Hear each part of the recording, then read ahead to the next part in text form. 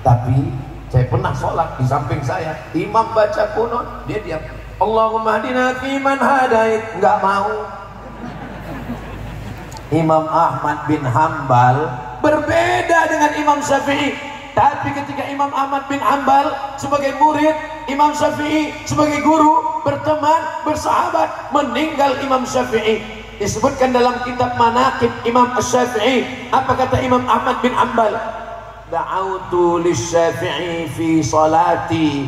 Saya doakan Imam Syafi'i fi salati, dalam salat saya, bukan di luar salat, bukan setelah salat. Fi salati, saya doakan Imam Syafi'i dalam salat saya. Arba'ina sanah, 40 tahun. Saya tidak minta Bapak Ibu doakan saya 40 tahun, tidak 40 hari, tidak 4 sholat, satu sekali, satu pun jadilah. Dan doanya nggak usah banyak-banyak, satu saja. Doanya apa? Matikan Ustadz Somad dalam husnul khatimah. Dari bunyinya semangat sekali kelihatannya, semangat untuk mendoakan. Kira-kira kalau saya meninggal, Bapak Ibu mau mendoakan saya? Alhamdulillah. Ingat, al-wa'du dain, janji adalah hutang. Saudara yang dimuliakan Allah Subhanahu wa taala, walaupun kita berbeda, maka kita tetap ada persamaan-persamaan. Ini orang tidak seagama dengan kita. Wala ana 'abidum ma 'abadtum wala antum 'abiduna ma a'budu lakum dinukum. Jangan ajarkan orang Pulau Madura tentang persatuan. Saya dulu sebelum datang ke Pulau Madura menduga Pulau Madura ini mayoritasnya Muslim, orangnya amat sangat fanatik tentang Islam. Ini pasti tempat ini tidak ada ibadah lain.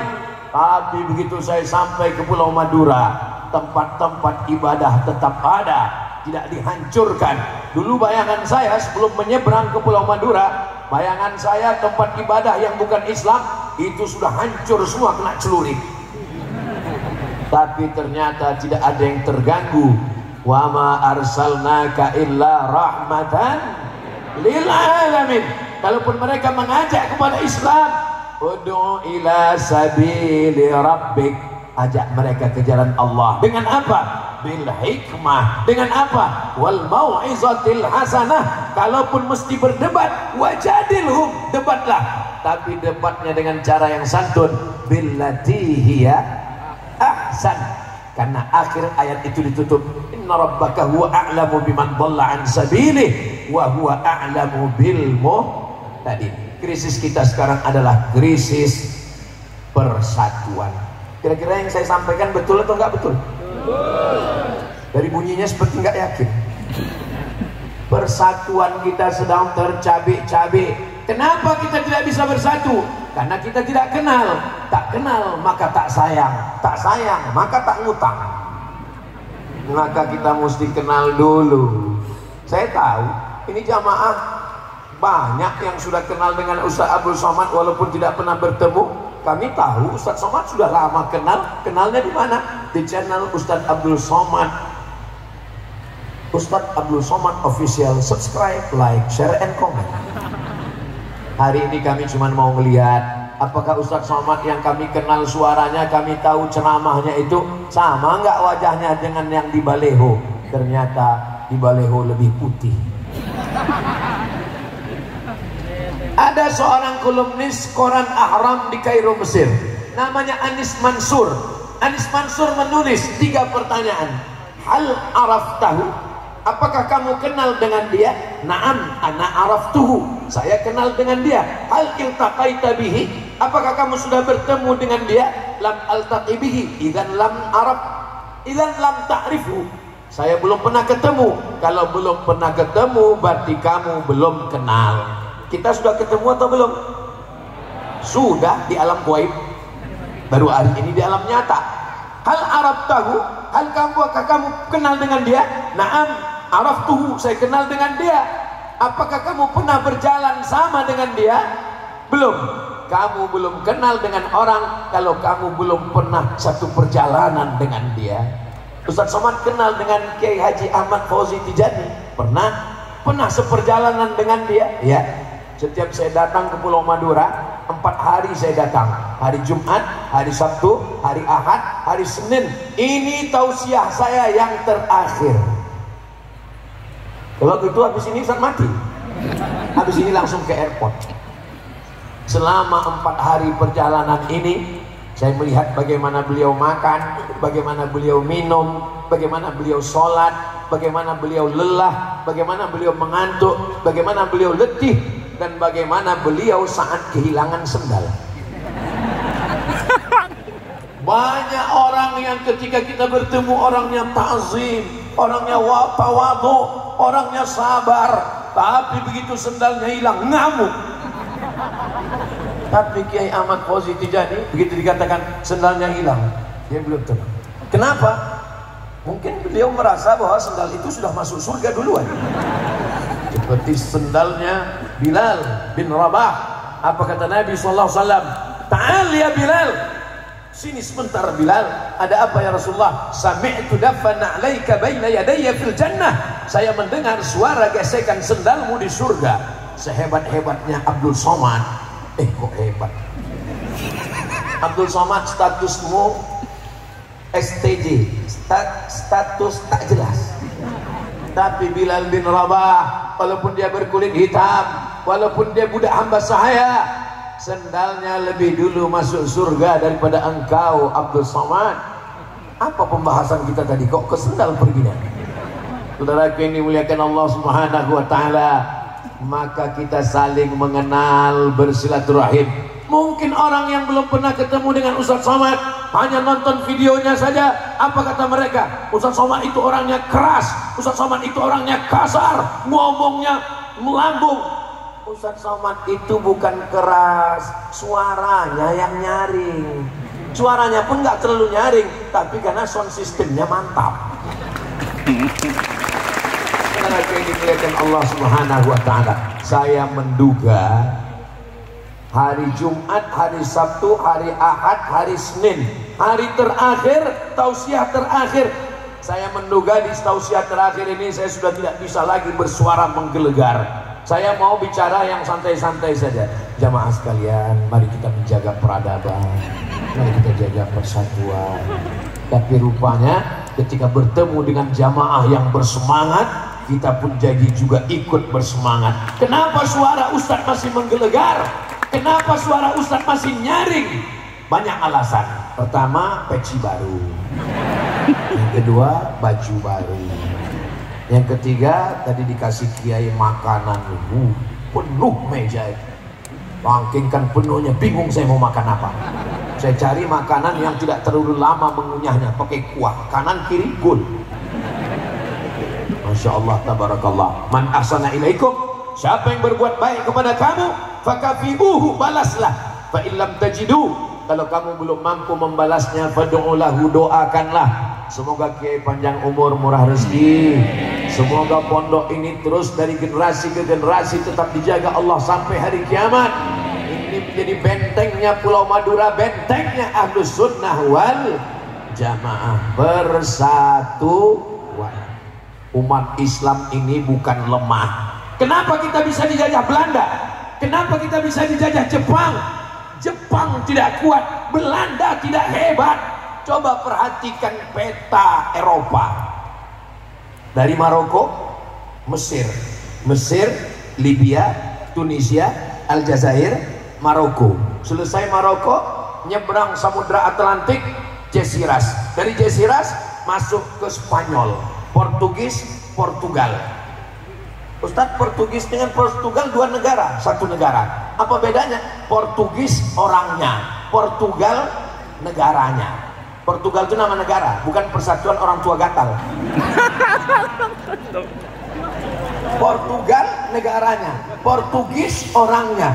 Negaranya kecil-kecil. Spanyol, Portugis, Portugal, Perancis, Jerman, Inggris, ada pulaunya dikit. Belanda kecil sebesar upil. Tapi kenapa bisa menjajah kita? Bukan karena mereka kuat, bukan karena mereka hebat, tapi kenapa? Karena kita mau diadu domba. Jangan mau diadu domba, karena yang mau diadu cuma Kita bukan domba. Maka kita diingatkan Allah Subhanahu wa taala, khalaqakum min nafsin wahidatin wa khalaqa minha zawjaha wa batha minhuma rijalan katsiran wa nisaa. Diciptakan Allah dari Adam dan Hawa. Cuman satu manusia, Adam, dan Hawa diciptakan dari tulang rusuknya. Setelah itu kita pun bertebaran di atas muka bumi Allah Subhanahu wa taala. Ustaz Somad dari Pulau Sumatera, jauh di sana. Dari Pulau Sumatera naik pesawat dari Pekanbaru ke Pulau Jawa, Cengkareng, Jakarta. Dari Jakarta naik pesawat lagi ke Surabaya. 2,5 jam baru sampai. Kalau naik kapal laut berapa lama? Tapi orang Pulau Madura tidak pernah mempermasalahkan Abdul Somad. Jangan datang Abdul Somad, kamu orang Sumatera. Enggak. Jangan datang Abdul Somad, kamu orang Melayu. Bukan. Mereka melihat persamaan. Abdul Somad sama-sama Negara Kesatuan Republik Indonesia. Abdul Somad sama-sama La ilaha illallah Muhammadun sallallahu alaihi wasallam. Ketika umat ini diadu domba, berpecah belah, akhirnya ulama-ulama lah yang menyatukan kita. Dulu orang selalu mengatakan negara ini negara demokrasi. Betul, tidak salah. Yang menyatukan kita adalah pahlawan-pahlawan nasional. Betul. Tapi baca sejarah, siapa yang pertama menyatukan kita, yang terpecah belah dengan mazhab fikihnya, dengan mazhab akidahnya, dengan suku-sukunya? Kita bersatu 1912, 1905, 1926, 1928, jauh sebelum Sumpah Pemuda. 1905 Sarekat Islam yang terdiri dari orang-orang yang bersama dalam satu akidah, dalam satu ibadah, dalam satu Allah. Tuhannya satu, qul huwallahu ahad. Nabinya satu, Muhammadur Rasulullah. Kiblatnya satu, fawalli wajhaka syatral masjidil. Berbangsa satu, bangsa Indonesia. Bertanah air satu, tanah air Indonesia. Berbahasa satu, bahasa Indonesia. Itu 1928 guys. 1905 Sarekat Islam. 1912 Kiai Haji Ahmad Dahlan Muhammadiyah. 1926 Nahdlatul Ulama Mbah Hasyim Asy'ari. 1928 Persatuan Tarbiyah Islamiyah Syekh Sulaiman Ar-Rasuli di Bukit Tinggi, murid dari Syekh Ahmad Khatib Minangkabau. 1928 saudara-saudara kita yang satu bangsa satu tanah air barulah menyatakan Sumpah Pemuda. 1930 Al-Jam'iyatul Wasliyah, wasal menyambungkan, wasal menghubungkan. Karena terpecah belahnya umat, maka para ulama berkumpul di Medan Sumatera Utara meminta fatwa kepada Syekh Muhammad Yunus. Wahai Syekh Muhammad Yunus, apa yang layak untuk mempersatukan kita? Kita sudah tercabik-cabik, kita terpecah belah. Satukan, menyatukan dalam bingkai persatuan Al-Jam'iyatul Wasliyah. Semuanya ini dipersatukan oleh para ulama. Jadi kalau ada hari ini yang dikatakan ulama tapi malah memperpecah belah kita, maka sesungguhnya mari kita kembali kepada tuntunan Al-Quran dan sunnah Rasulullah sallallahu alaihi wasallam. Tapi nggak bisa sekedar tablik akbar. Nggak selesai masalah ini dengan ceramah, dengan khutbah. Solusinya adalah kembali ke pondok pesantren. Saya tausiah di masjid. Saya lihat ada bapak-bapak pakai cincin emas. Terus saya tanya, itu cincin bapak emas? Iya Pak Ustadz. Kenapa bapak pakai cincin emas? Karena Allah menyuruh dalam Al-Quran. Lama saya mikir. Berarti piknik saya kurang jauh ini. Mazhab apa ini ya? Kalau boleh tahu Pak ayatnya? khudhu zinatakum inda kulli masjid. Khudhu, ambillah, pakailah zinatakum, perhiasan kamu, inda kulli masjid. Kalau kamu mau ke masjid, pakailah perhiasan. Inilah perhiasan yang paling bagus. Lama saya terdiam. Ini lama-lama orang yang waras ragu dengan kewarasannya. Ada sahabat kita, dia pergi ke rumah sakit jiwa. Begitu masuk pintu gerbang, ketemu orang gila. Orang gila di pintu gerbang itu nanya, sudah lama gila? Saya waras, kamu yang gila. Masuk ke dalam, di tengah tanah lapang, orang gila lagi duduk ngumpul, tepuk tangan. Orang gila, orang gila. Saya yang waras, kalian yang gila. Masuk lagi ke dalam, di dekat kantor direktur rumah sakit, ketemu satu orang gila. Nanya, sudah lama gila? Lama-lama kata sahabat kita ini, saking banyaknya orang gila, orang waras ragu dengan kewarasannya. Seandainya semua orang mengatakan, kamu kalau mau ke masjid bawa perhiasan, kalau mau ke masjid bawa perhiasan, kalau mau ke masjid bawa perhiasan, ayatnya jelas, khudhu zinatakum inda kulli masjid. Orang yang awam pun akan terikut. Siapa yang mengerti tentang ayat ini? Yang ngerti adalah santri pondok pesantren. Daftarkan anak Anda ke pondok pesantren Darul Ulum sebelum tanggal penutupan berikut ini. Ingat, kuota terbatas. Saudara yang dimuliakan Allah, saya tidak pernah diminta untuk buat endorse, saya tidak pernah dibisik-bisiki untuk buat pengumuman. Lalu kenapa Ustadz ngomong begini? Supaya bapak ibu yang memasukkan anaknya, anaknya jadi para alim ulama, anaknya menjadi ahli fikih, dan ketika nanti anaknya masuk surga, anaknya pasti nanya, Ustadz Somad mana? Disitulah saya mendapatkan syafaat dari santri-santri alumni pesantren Darul Ulum Banyuanyar, insyaallah. Amin ya rabbal. Masuk surga itu nggak sendirian, Pak. Masuk surga itu berjamaah, ramai-ramai. Mana ayatnya masuk surga ramai-ramai? Jelas-jelas dalam Al-Quran datang ngadap Allah sendirian. Walaqad ji'tumuna furada. Kamu datang menghadap kami furada, sendirian. Ayat ini cerita tentang kamu datang menghadap kami sendirian, bukan ayat berangkat haji pakai visa furoda. Kama khalaqnakum awwala marrah, sebagaimana dulu kami ciptakan kamu sendirian, kamu pun akan menghadap kami mati sendirian. Betul, tapi saat masuk surga kita berjamaah. Wasiqal ladzina taqaw ilal jannati zumara. Mereka masuk surga digiring, dibawa zumara, berjamaah. Dan di antara jamaah yang akan masuk surga itu adalah jamaah peradaban. Amin.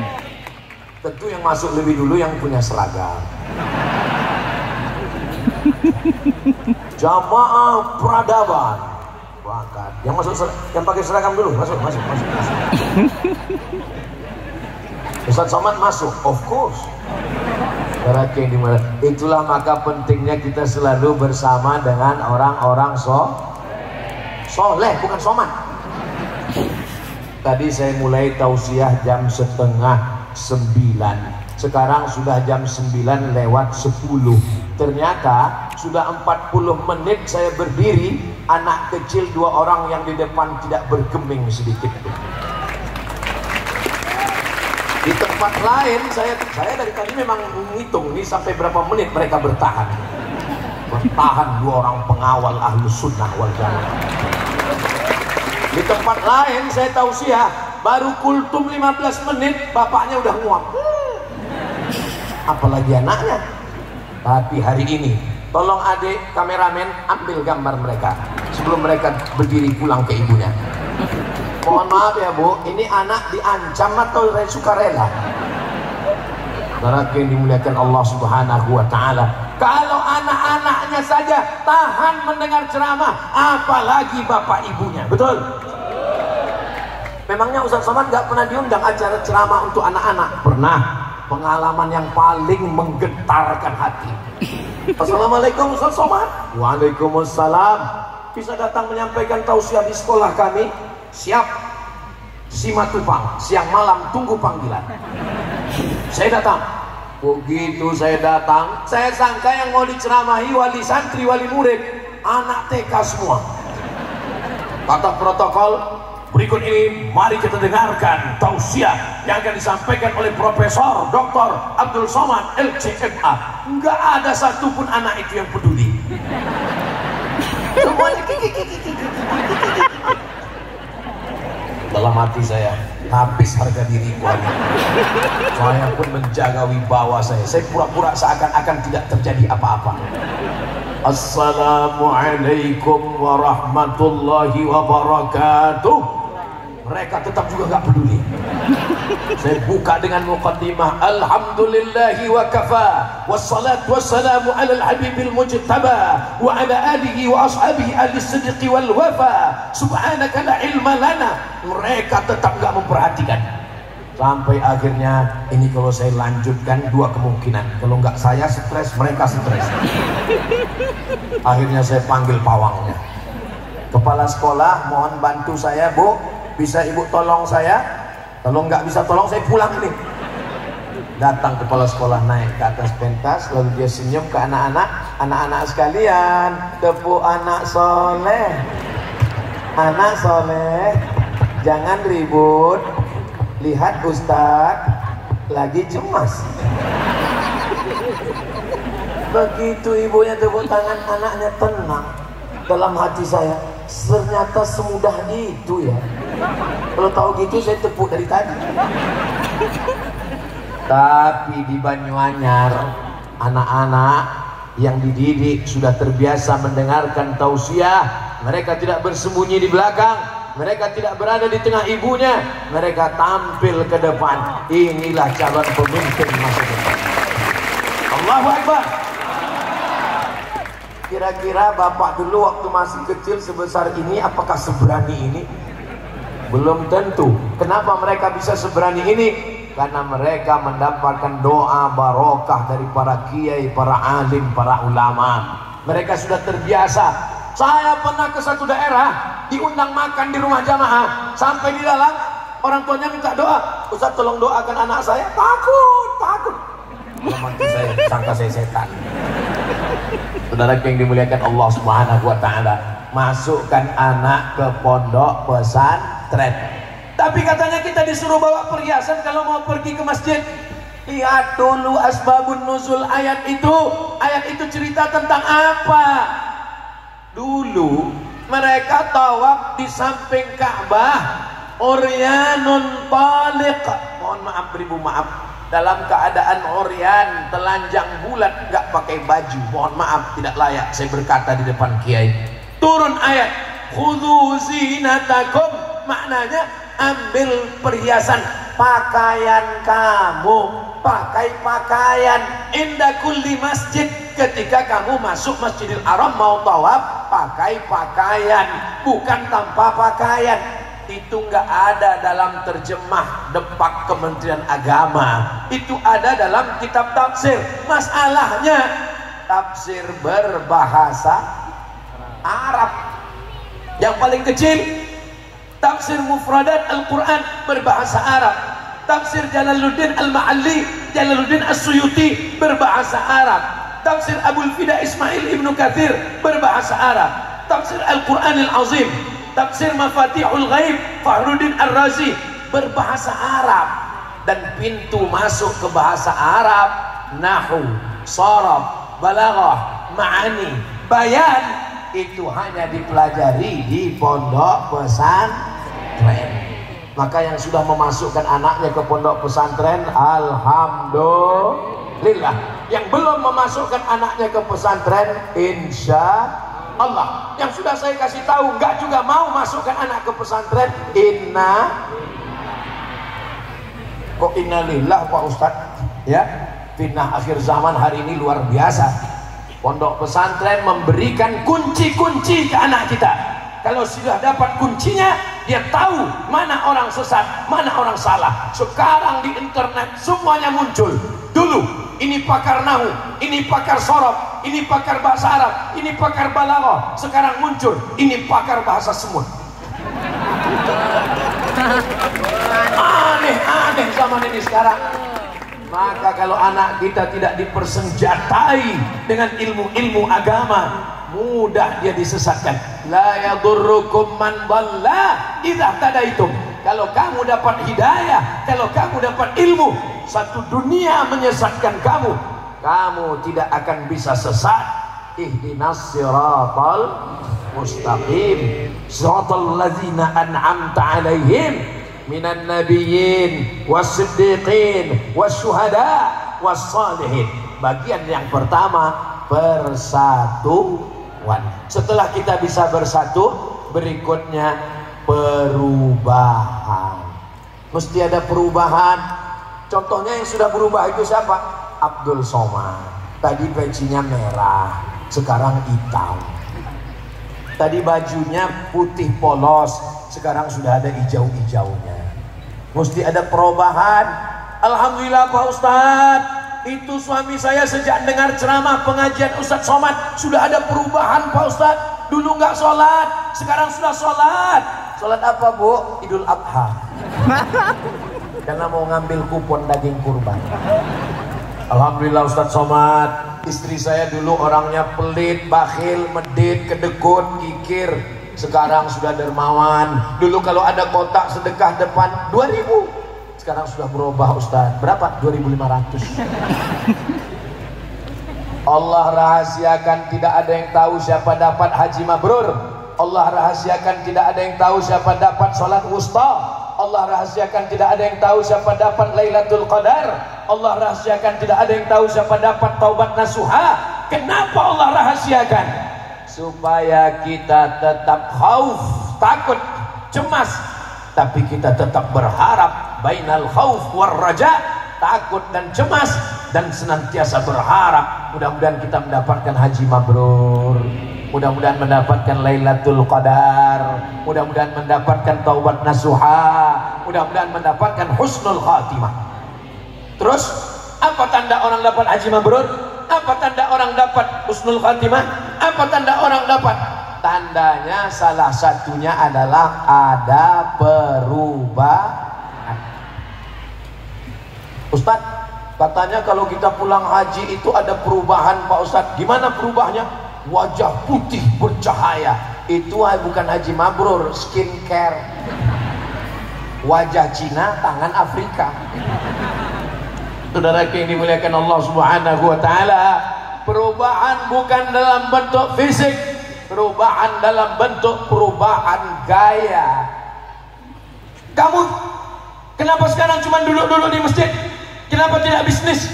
Saya ini dulu Pak Ustadz preman, saya riba, saya zina, saya makan haram. Sekarang setelah saya tobat, saya sudah berubah Pak Ustadz. Perubahannya gimana? Saya cuma nunggu malaikat maut tiba. Itu bukan perubahan, itu kemunduran. Khiyarukum fil jahiliyah, khiyarukum fil Islam. Yang dulu saat jahiliyahnya panglima perang, setelah Islam dia tetap menjadi panglima perang. Siapa dia? Khalid ibnul Walid. Siapa yang menghantam Nabi waktu perang Uhud? Khalid bin Walid menyerang dari belakang, menghantam, membunuh sahabat Nabi. Tapi setelah dia berislam, dia tidak berhenti. Dia tidak hanya menunggu malaikat maut mati di masjid, dia tetap menjadi panglima perang. Yang dulu sebelum taubatnya adalah perampok, penjahat. Setelah dia taubat, dia tetap merampok. Tapi yang dirampoknya adalah perbuatan mungkar. Tangannya menghantam kemungkaran. Dulu orang tidak berani baca Quran dengan suara keras. Kenapa? Karena takut ditangkap Abu Jahal, Abu Lahab. Kapan orang berani baca Quran dengan suara lantang? Setelah seorang yang pemenang gulat, juara bertahan, dia adalah Umar ibnul Khattab. setelah Umar bin Khattab masuk Islam, orang berani baca Quran dengan suara lantang. A'udzubillahi minasyaitonir rajim. Bismillahirrahmanirrahim. Jadi kalau sekarang ada orang baca Quran suaranya nggak kedengaran, itu berarti Umar bin Khattab belum masuk Islam. Kenapa berani baca Quran? Karena juara petarung bertahan sudah bersyahadat, asyhadu an la ilaha illallah wa asyhadu anna muhammadan rasulullah. Preman-preman yang bertato, yang dulu jahat, masuk dalam dakwah, masuk Islam, hijrah, bertaubat nasuha. Tapi tolong dakwah bukan berarti diam terhadap kemungkaran. Kalau agamamu dihina, kalau ulamamu dihina, engkau diam, ganti bajumu dengan kain kafan. Bukan hadis Nabi, dapat saya di grup WhatsApp. Saudara yang dimuliakan Allah Subhanahu wa taala, jadi dalam hal kemungkaran memang ada ustadz yang mengajak kepada mari sholat, mari zikir, mari puasa. Itu namanya ustadz spesialis amar ma'ruf. Tapi jangan lupa, seperti uang punya dua sisi. Satu sisi bukan uang namanya, itu namanya uang mainan, uang contoh. Uang yang asli dua mata, dua sisi. Sisi amar ma'ruf, nahi mungkar. Nahi mungkar nggak bisa. Jangan judi ya, jangan zina ya, nggak bisa. Nabi Muhammad itu bertutur kata lembut, dia nggak pernah marah-marah. Kapan Nabi ada kalanya matanya merah, suaranya menggelegar? Ketika kapan? Ketika ayat-ayat Allah dihinakan, bahkan dibacakan kurun nazilah 1 bulan. Allahumma al'an rel, Allahumma al'an zakwan, Allahumma al'an usayyah. Laknatlah mereka ya Allah. Kapan Nabi minta laknat? Ketika para da'i dibunuh, ketika para da'i dihinakan. Allah meminta, Nabi memohon kepada Allah Subhanahu wa ta'ala supaya dilaknatlah mereka. Sekarang banyak orang mengambil sisi kelembutan kebaikan, dipotongnya sisi tegas dalam kemungkaran. Mudah-mudahan santri-santri kita ada masanya lembut dan ada masanya tegas. Asyidda'u 'alal kuffar ruhama'u bainahum. Perubahan kita adalah perubahan ke dalam kebaikan. Kita pun ziarah ke depan makam Sayyidus Syuhada Hamzah bin Abdul Muttalib. Assalamu alayka ya Sayyidas Syuhada, assalamu alayka ya sahiba Rasulillah, assalamu alayka ya amma Rasulillah sallallahu alaihi wasallam. Bagaimana kematian Hamzah? Telinganya digunting, hidungnya dipotong, jantungnya dibelah. Yang membunuh itu adalah Wahsy. Wahsy, budak sahaya berkulit hitam. Dia ambil hirbah tombak, dia tusukkan ke tengkuk Hamzah. Summa hazzaztuhu, saya goncang.